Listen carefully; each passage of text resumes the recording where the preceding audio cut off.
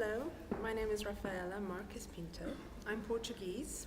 I'm an architect. I've been listening to other countries talking about their measures towards sustainable schools, and it helps also to understand what we're doing in Portugal and exchanging ideas. And I think it's a very important program because,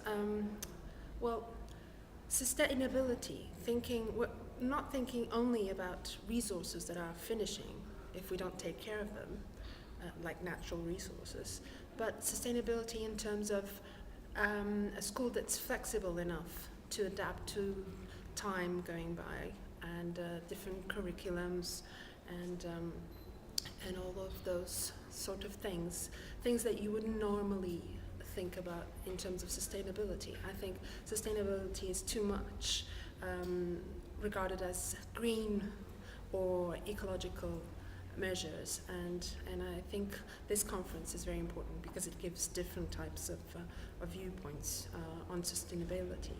So far I'm enjoying it very much. Hello, dober dan. Dober dan means hello in Slovene. My name is Maja Ivanic. I'm an architect. What is important about sustainable school buildings is, according to me, that we emphasize that sustainability is not about technical issues, but it's about quality architectural design. I think the biggest challenge for sustainable school is how people who use the school after the school is built up, how they behave toward the school and toward the surroundings, and how they manage to maintain the school organization, and what is the attitude of the principal and pupils to their own school. My name is John Walker from Walker Simpson Architects. We're an architect's practice in Manchester in England. This is my colleague John Holyroyd, one of the associates who works with me on school design. We've been asked to comment on sustainable school design and what we think that actually means. But we do believe that the way to achieve these buildings is through a very close relationship with the client. We have to be able to work closely with the client to actually develop an understanding of their needs and to develop a responsive solution for those needs. It's about robustness and simplicity over time, because these buildings will be here for 50 to 70 years more than their anticipated design lives. And I think in looking at the passive solution, we would always look at an exposed concrete frame for thermal mass, coupled with a very simple passive ventilation system that won't need expensive maintenance over time. I think that also, picking up from one of the points that's been made in the conference about sustainable buildings costing more. In our experience, we can make sustainable buildings which cost either the same, or in some instances we've actually made them less cost.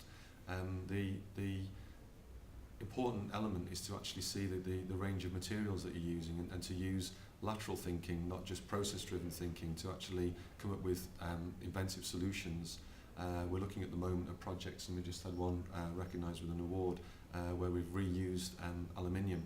And so we're looking to, now we've gone from looking at low carbon buildings to actually using salvage materials for buildings as well. And all of these challenges in sustainable solutions are very great opportunities as designers to be more inventive and more radical in the way that we think about how we actually make space, and how we make space which has a low maintenance regime, as John's described. I think there's a statistic that says that the building cost is 1.5 times greater over its life than the initial investment in the building.